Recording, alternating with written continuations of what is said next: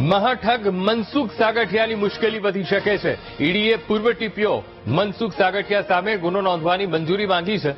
આજે રાજકોટની standing committee money laundering કેસની તપાસને બહાલી આપી શકે છે।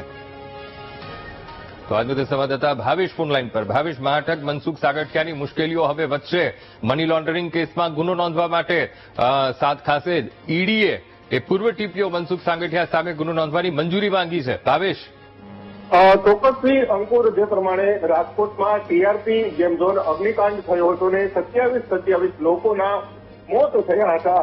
સમગ્ર મામલે રાજકોટના પૂર્વ ટીપીઓ મનસુખ સાગઠિયા વિરુદ્ધ ગુનો નોંધવામાં આવ્યો હતો। હાલ તેઓ જેલમાં બંધ છે, પરંતુ મનસુખ સાગઠિયા પાસેથી ઘણી બધી અપ્રમાણસર મિલકતો છે તે મળી આવી હતી, જેને લઈને હવે ઈડી દ્વારા જનરલ બોર્ડમાં જે કોર્પોરેશન પાસે મંજૂરી છે તે માંગવામાં આવી છે કે મનસુખ સાગઠિયા વિરુદ્ધ વધુ એક ગુનો નોંધવામાં આવે।